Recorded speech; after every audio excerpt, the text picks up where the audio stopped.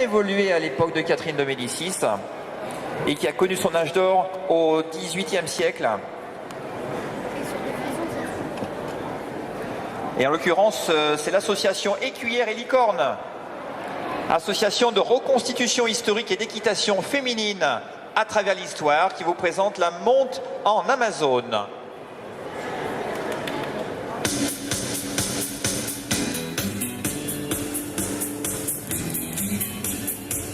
Allez, un peu plus fort, ça va revenir.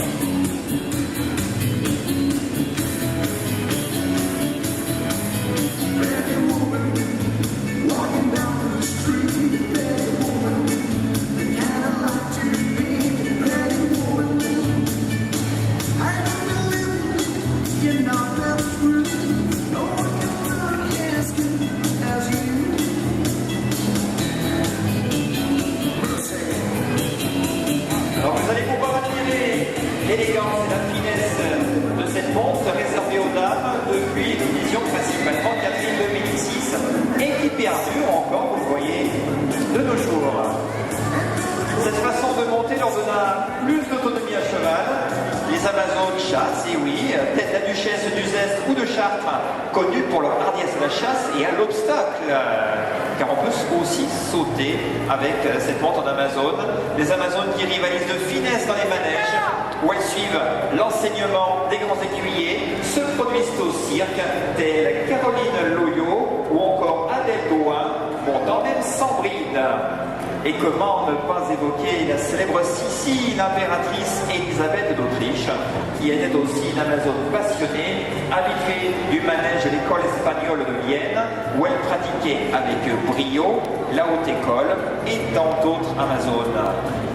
Alors, naturellement, la selle et la technique de monte en Amazone ayant évolué au fil des années, les Amazones de nos jours pratiquent toutes, je dis bien, toutes les disciplines équestres. Et aujourd'hui, elles vont évoluer et représenter la monte et les costumes en vigueur de nos jours, ainsi qu'au XIXe siècle.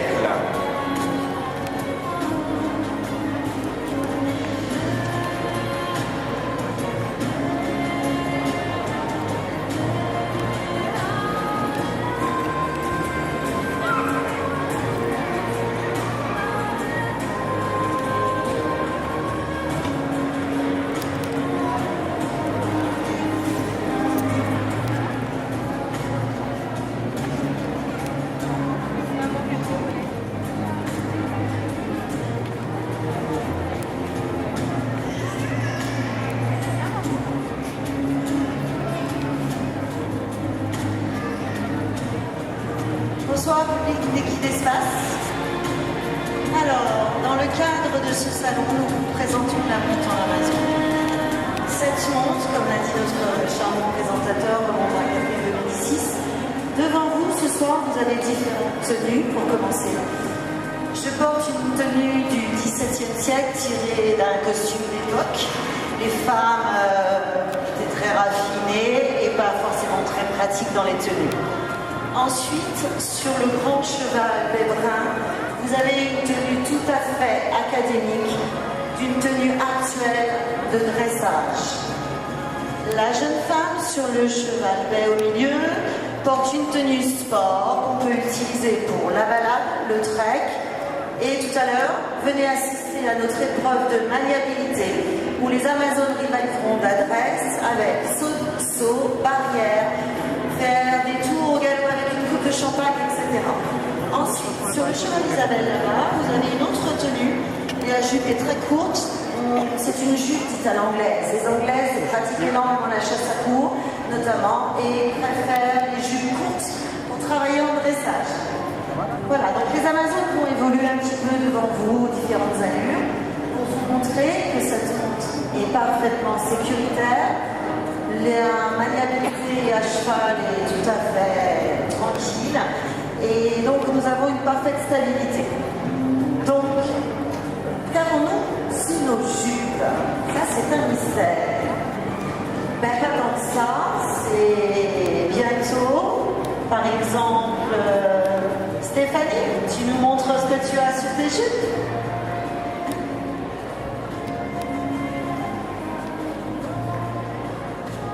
Voilà les dessous de l'affaire.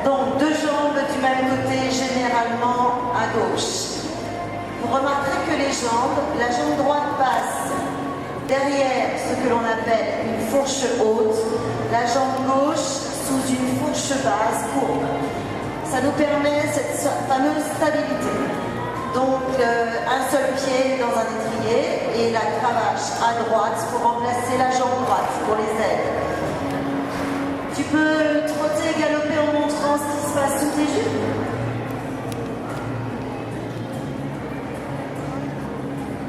Voilà, vous remarquerez que les jambes ne se baladent pas. La jambe gauche est à sa place. Et on est parfaitement stable aussi en dessous. Là. Parfait. Là, vous avez une tentative carrée. Et vous voyez là, la cavalière garde le sourire. Elle n'est pas du tout affolée. Voilà, regardez le galop. Ça se passe facilement. Maniable.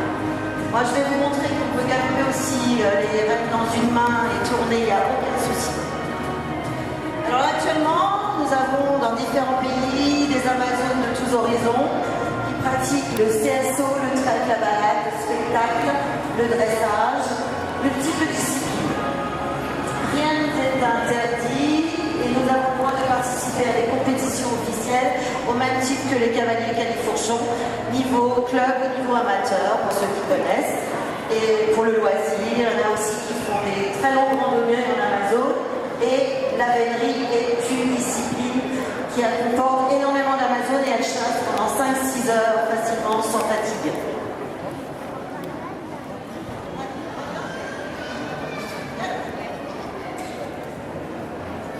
Voilà, vous voyez que ça se passe parfaitement bien à une main. Le micro avec. Je vais tourner.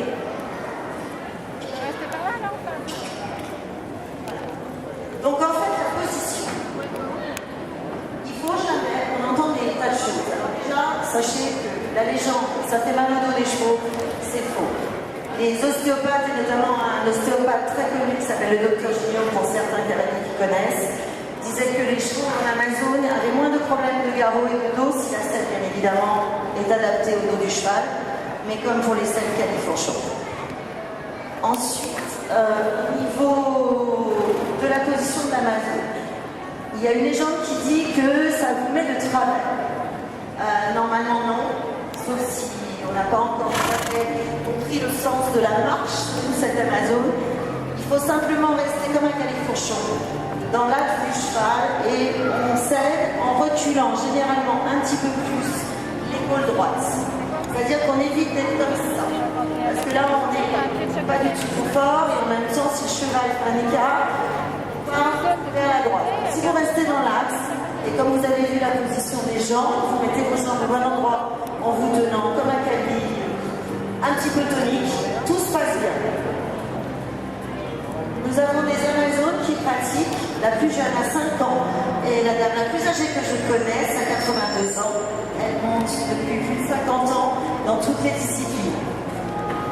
Et il n'y a pas besoin d'être bonne cavalière. On peut commencer du galop 0 jusqu'au galop 8, compétition officielle, puisqu'on a des galops qui peuvent se passer en Amazone pour les amatrices de compétition. Voilà. Je vais rendre le micro, on va évoluer encore un petit peu. Si vous avez des questions, je peux y répondre. Vous levez la main et je vous ferai un plaisir de vous y répondre.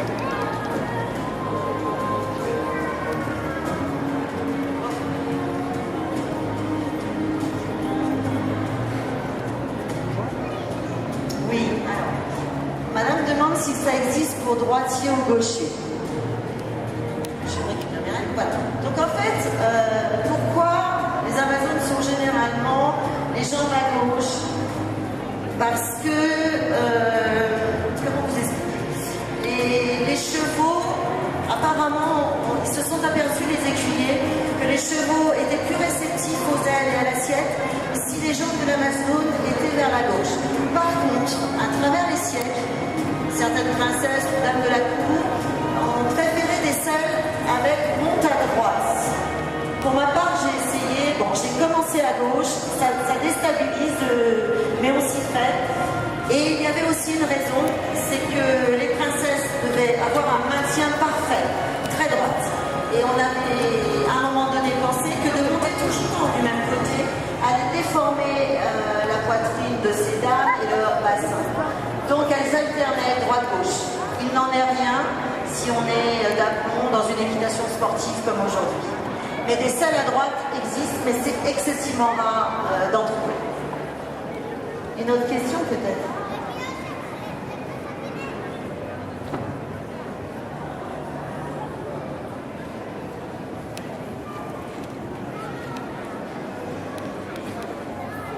Non, aucun niveau d'équitation n'est requis. Vous pouvez commencer débutant et apprendre voilà, comme un califourchon. Je vais rendre le micro, on va faire un tour d'honneur. On doit quitter la piste car il y a d'autres manifestations derrière nous. Venez nous retrouver dans 18h45 pour l'épreuve de maniabilité